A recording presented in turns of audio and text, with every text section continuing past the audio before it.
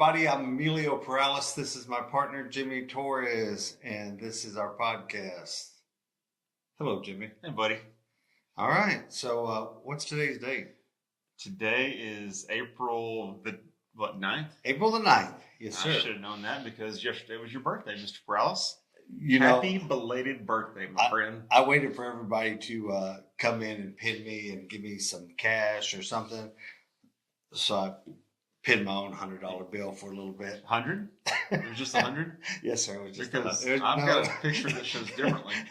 It's just... Why you're chuckling? That was a full body chuckle. You sure it was just 100? All right, let's move it on. Hey, we got somebody behind the camera that really keeps us on schedule and wants us to stay on schedule. So, yeah, sure. We need to move along. Okay. All right. So, Jimmy, what are the questions that came in? No, hold on. Yes, sir. It's the best week of the year. Not your birthday. No one gives a crap about that. Yeah. Okay. You asked me why I'm wearing this shirt. Falls in line with what's going on this week. What? Oh my Lord. It's golfing. It's like the week. The week, yeah. It's the Masters. Yeah, you going? You got invited? No, I did not get invited.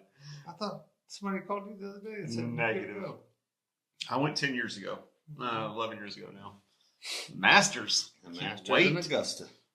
My favorite week. Just don't call me like today through Sunday though, because I'm gonna fake that I'm working and just want to be honest about that. And I'm probably gonna be watching the Masters. I will say that I have noticed going to these volleyball tournaments here in the last 2 weeks that all the dudes are prepping for it. Oh. They're wearing their cap. They're wearing their shirt. Yeah, I got it. So, yeah. The only golf tournament that matters. I don't know why. Yesterday you were wearing red. Yeah. Why were you wearing red? My son had a baseball game, and I was, preparing. How did you go sport base? We had a rough one last night, but it's okay. There's always Friday. Yeah. That shirt is a pretty shirt. I know it is. Dang it. Pretty shirt on a pretty fella. Go, Scotty. All right, go ahead. Let's talk about real estate. Things that matter. All right. Hey, one of the questions came in. How does someone build wealth in real estate? And does it matter, the size? You tell me you're rich. Come on, Jimmy.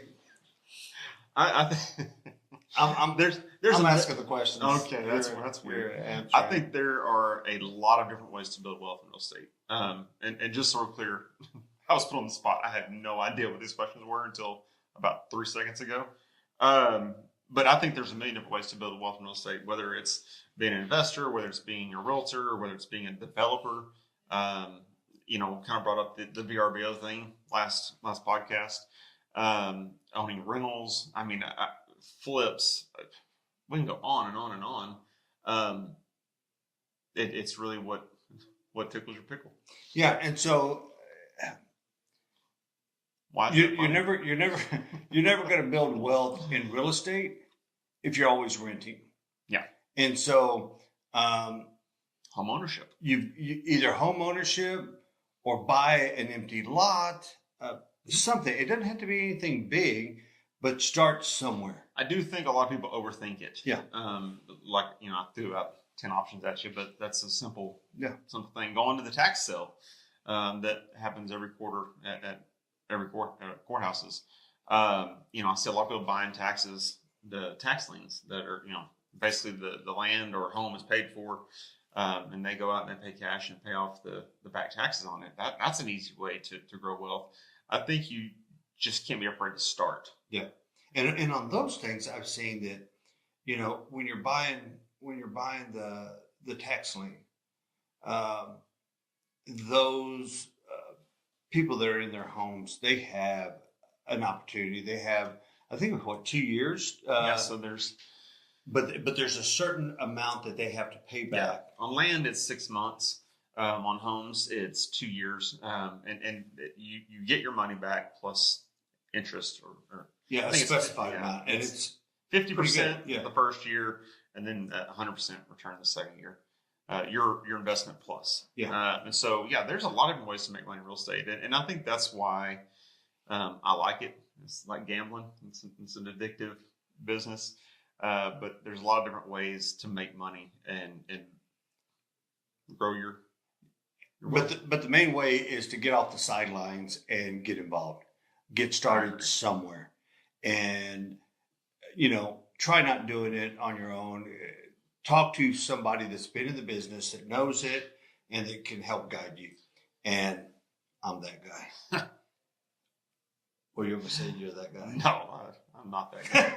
No, but seriously, because I see a lot of people trying to do it, and they're trying to get advice from a family member who's never did it.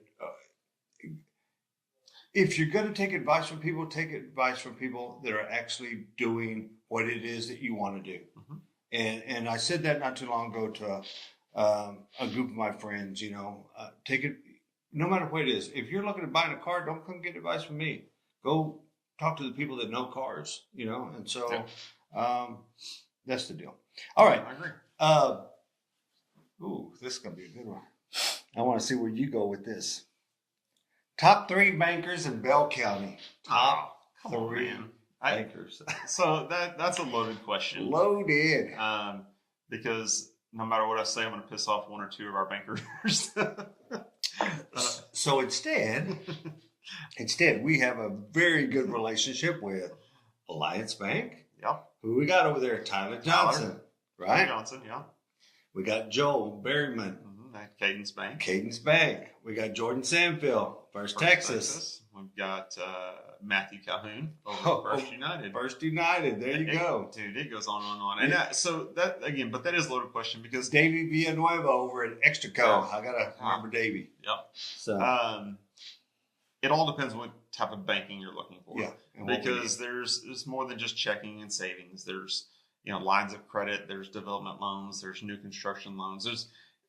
That really is a loaded question. Yeah. I think there's a lot of great bankers locally, but it really depends on what you're looking for. But we can lead you in the right direction. I can put you in front of whoever. We've got land loans. Yep.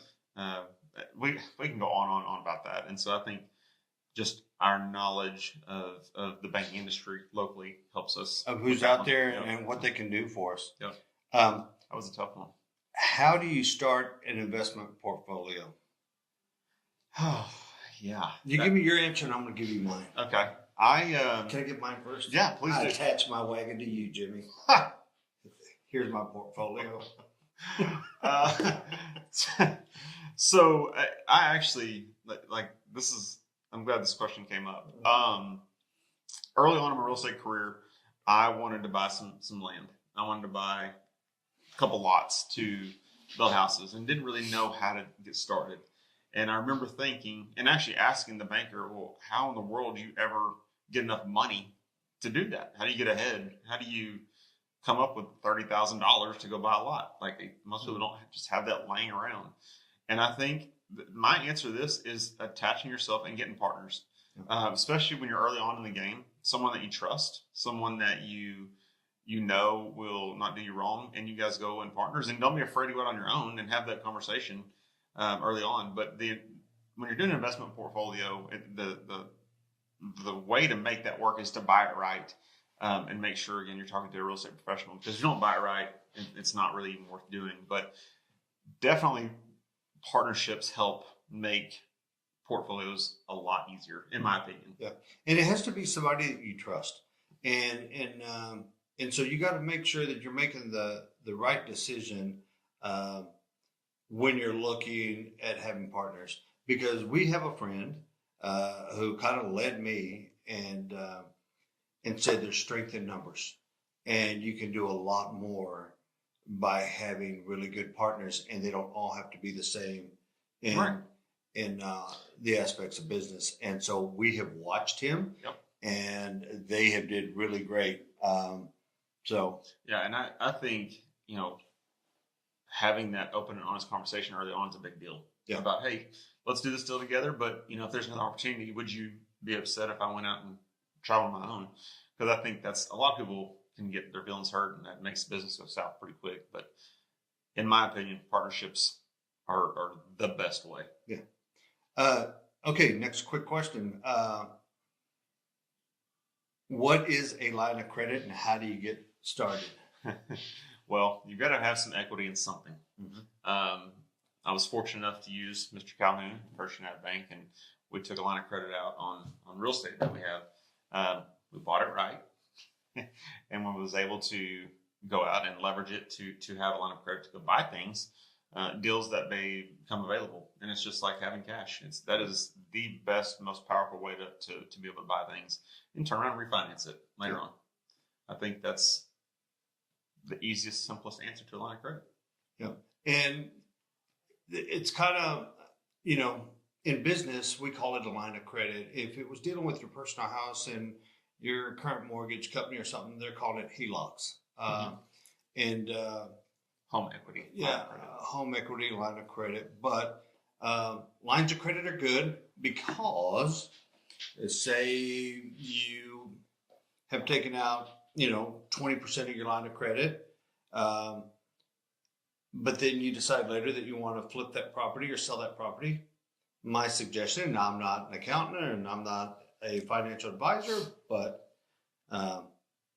I've learned from the best, one of the smartest things that you can do is go pull out the rest of your line, sell your property, because you pay taxes on money gained, not money borrowed.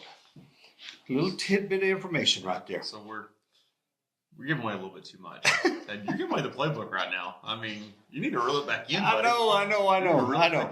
Jimmy, Ford versus GMC. Okay, and we've driven them all. We're going to end on this one because this isn't even a question. So these questions came from viewers. If you go back and watch our last podcast, we asked people to give us some questions, about things they want answered. This isn't even a question. I don't know who submitted this one, but if you drive a GMC, we can't be friends. That's my answer. Because you don't know anything about good trucks. That's it. I'm done. Okay. It's not even a question. It's a waste of my time, my breath, my energy. Okay. Tell us how you really feel. I hated that GMC. But you went and bought us two. No. I bought us trucks. Actually, you bought us three of them. We needed trucks. You bought us three of them. But we won't even go there. There's two of us, but we had three of them. Don't get me started on you. We're done. We're done with your stupid list. A Ford is the most comfortable ride. It has more creature comforts. It has everything. Yes. It's bougie. How about that? All right, everybody. I'm Emilio Perales. This is my partner, Jimmy Torres, and we thank you for checking us out on this podcast. And if there's anything that you want us to talk about, we're an open book. Right, Jimmy? We are. All right, everybody have a great week. Thank you.